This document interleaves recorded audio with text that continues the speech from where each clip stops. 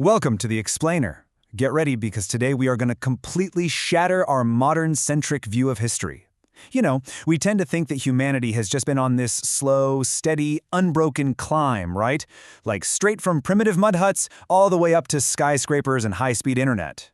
But our planet is actually covered in these massive, undeniable stone structures that simply do not fit into that neat little narrative. Today, we're looking at 7 architectural marvels scattered across different continents, and they all share one really strange property. The more we study them, the less we understand how they could possibly exist. Textbooks were written by people who were never there. It's a pretty provocative thought, isn't it? But it perfectly sets the stage for what we're looking at today. The history we learn in school can be deeply flawed, mostly because it just ignores the staggeringly complex, seemingly impossible physical evidence our ancestors left behind for us. I mean, we are talking about cities built literally on top of the ocean, fortresses stretching 18 floors underground, and road networks built at just impossible altitudes. Okay, let's dive into this. Here is our global roadmap for today. We'll start with architecture that defies the laws of logic, uncover Africa's ignored heritage, look at sunken myths becoming reality, see how our ancestors conquered extreme nature, and finally, wrap up with the haunting final lesson of Malta. Let's get right to it. Part 1. Architecture against the laws of logic. Now, what's really interesting about this is the sheer scale of the ruined city of Namdal in Micronesia. It's basically a black stone Venice sitting right in the middle of the Pacific Ocean. 92 artificial islands connected by canals, entirely made of massive basalt columns. And the most staggering thing? The math. 750,000 tons of basalt. To put that into perspective, that is comparable to the volume of material in the Great Pyramid of Giza. But here's the catch. The Great Pyramid was built by an entire civilization of millions with a highly developed economy. Namdal, achieved by a local population of at most 25,000 people. They transported stones weighing up to 50 tons from the complete opposite side of the island and somehow raised them 8 meters high over the ocean. No metal tools, no wheels, no draft animals. Seriously, think about that the next time you complain about helping a friend move a sofa. But the architecture itself isn't even the craziest part. Namdal wasn't a temple, it was a luxury prison.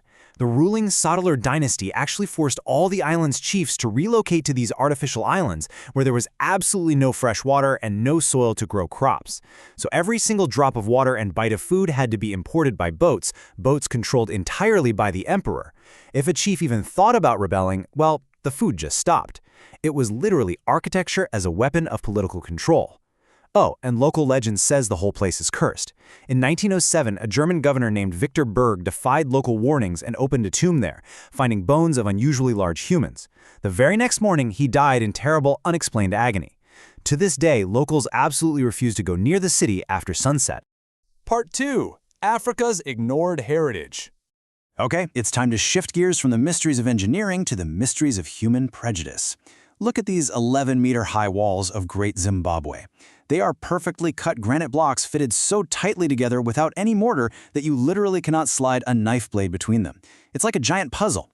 But when European colonizers discovered these ruins in the late 19th century, they spent the next 100 years outright denying that native Africans could have built it. They actually fired and defunded archaeologists who dared to tell the truth. Instead, they laughably blamed it on the Queen of Sheba or lost Roman legions, basically anyone but the local population. Today, of course, science has definitively proven it was built by the ancestors of the Shona people between the 11th and 15th centuries, and they used this genius method of thermal shock, heating the granite with fire and then rapidly cooling it with water to shear off perfect stone slabs. And you know, that kind of historical erasure happened further north too, with the absolute tragedy of Merowe in Sudan. The Kushite kingdom actually built over 200 pyramids. That is more than all of Egypt combined, but you don't see them in textbooks. Why? Well, in 1834, an Italian adventurer named Giuseppe Ferlini visited the site, and to get to the gold inside, he literally used dynamite to blow the tops off dozens of these ancient structures. He decapitated history. The damage was so severe that many can't ever be restored. We lost an untold wealth of knowledge, all just to one guy's greed. Let's move to and see how this builds in Part 3, Sunken Myths Become Reality. So, science often dismisses ancient texts as just fairy tales, right up until geology proves them right. Take the city of Heracleion. The ancient Greek historian Herodotus wrote all about this grand Egyptian port city. For centuries, academics just laughed it off. They thought it was a beautiful fantasy for gullible readers, kind of like Atlantis. But then, in the year 2000, French underwater archaeologist Frank Gaudio was exploring the murky waters off the coast of Egypt. And just 10 meters down, he found the entire city, the whole shebang. 64 shipwrecks, 700 anchors, and 5-meter-tall statues of pharaohs just sitting there covered in mud. Turns out, those ancient texts were surprisingly accurate. Now, Heracleion likely sank because of earthquakes, but the elite Roman resort city of Baia, which is where Caesar and Nero used to vacation, sank for a totally different reason: bradycism. It's essentially the earth breathing. The crust slowly lowers or rises because of underground magma chambers filling or emptying. Today, you can find intact marble columns and beautiful mosaic floors sitting right beneath the waves. It really makes you stop and wonder, doesn't it? What is hiding at the bottom of the lake or the river right near your house? All right, picking up the pace here for Part 4, Conquering Extreme Nature. Our ancestors didn't just survive extreme environments, they engineered right through them, and this brilliantly illustrates that point. We always praise the Roman roads, but let's put them side by side with the Incas. Rome built 32,000 kilometers of roads over several centuries, using iron tools and literally millions of slaves. The Incas? They built 40,000 kilometers of roads in just 100 years. And they did it with no wheels, no horses, no iron, and up in the Andes Mountains at altitudes over 5,000 meters, where the oxygen is literally cut in half.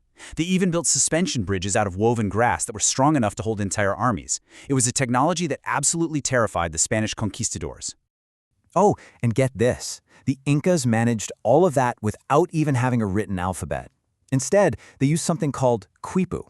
It was this incredibly intricate system of knotted strings. They used it for everything: their accounting, their mail, their maps. They had specialized messengers running along these extreme mountain roads in relays, carrying these knots and covering up to 240 kilometers in a single day. Just absolutely wild. Now, while the Incas were building high up in the sky, people in Turkey were digging in the exact opposite direction. Back in 1963, a guy in Cappadocia was knocking down a basement wall for a home renovation and accidentally discovered Derinkuyu. It's a massive underground city capable of holding 20,000 people. And their tactical playbook was pure genius. Actually, scratch that. It wasn't just a hideout, it was a full-blown defensive masterpiece. When enemies approached, the whole population would retreat up to 18 floors down into the volcanic rock. Then, they'd roll these massive half-ton stone discs across the narrow corridors. The brilliant part? Those discs could only be moved from the inside. Defenders would just wait safely behind them, thrusting spears through a small central hole at any invader foolish enough to crawl down those tight tunnels. Finally, we arrive at Part 5, the final lesson of Malta. We've seen some absolutely incredible triumphs today, but our last stop carries a much more somber warning. Over on the tiny Mediterranean island of Malta, you'll find the oldest freestanding stone buildings on the planet. The temples at Gingantigia date all the way back to 3600 BC. Just let that sink in for a second. These massive 50-ton megaliths were cut and moved a full millennium before the Great Pyramids were built, and over 1,500 years before Stonehenge. So the crucial point is, where did they go? Because around 2500 BC, all the construction just stopped. The civilization completely vanished. No descendants, no signs of war, no mass graves pointing to an epidemic, nothing. The leading scientific theory is ecological collapse. It seems that society became so obsessed with building these grand sacred walls that they cut down all their trees just to move the stones. Without the trees, the soil degraded, they couldn't grow food, they literally prioritized building monuments over their own survival. And it leaves behind a really haunting warning for all of us. This brings us to a really profound shift in perspective. We measure progress by internet speed. They measured it by what remains standing after them. We look back at these ancient sites and we always wonder, how did they move thousands of tons of stone without machines? But you know, perhaps the missing ingredient isn't some lost ancient technology. Perhaps what we have lost is our patience. The ability to work tirelessly toward a massive goal that the builders themselves might never even live to see finished. And that leaves us with one final, deeply provocative question to ponder. We know how to send a wireless signal all the way to Mars, but when the dust eventually settles on our modern era, what will remain standing after us? Thank you so much for watching, and I'll see you in the next explainer.